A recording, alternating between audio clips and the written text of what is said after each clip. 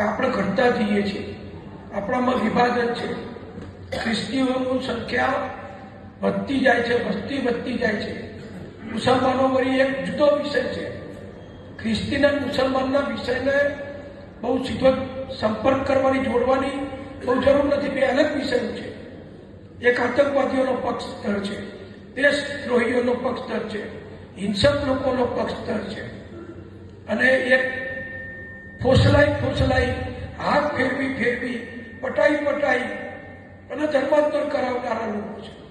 બેનું લક્ષ્ય તો એક જ છે કે હિન્દુઓ ઓછા કરવા, હિન્દુ ધર્મ ઉપર આપણે વર્ચસ્વ જમાવવું.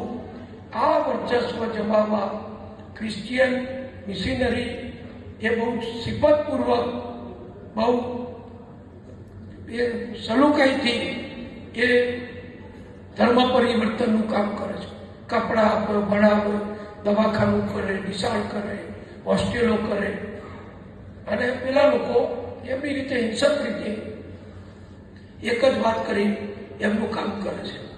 એટલે બે પરિબળો સામે લડવાનું છે, પણ બે પરિબળો સામે લડવાની સ્ટ્રેટેજી મારી દ્રષ્ટિએ, હું બહુ મોટો અભ્યાસ ચિંતક નથી, પણ સામાન્ય બુદ્ધિથી કહું છું કે બેની સામે લડવાની આપણી સ્ટ્રેટેજી જુદી જુદી હોઈ શકે.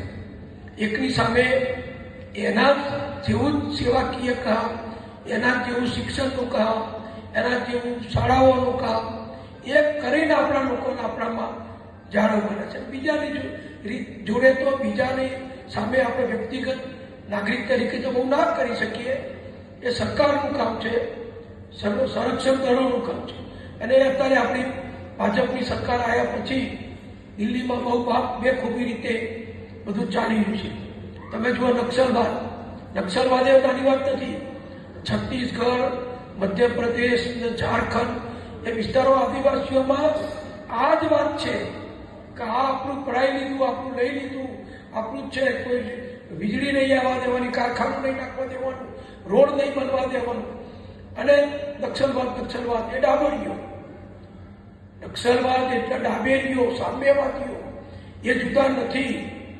સામ્યવાદીઓ બધી બહુ હોશિયારીથી લડે છે. પશ્ચિમ બંગાળમાં 25 વર્ષ સામ્યવાદી રાજ સરકાર ચાલી, વિચારી લો તમે, 25 વર્ષ સુધી.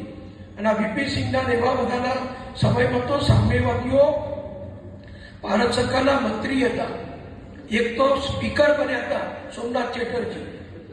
એટલે આ બધું ઘણો ક્ષેત્રમાં લડવાનું છે.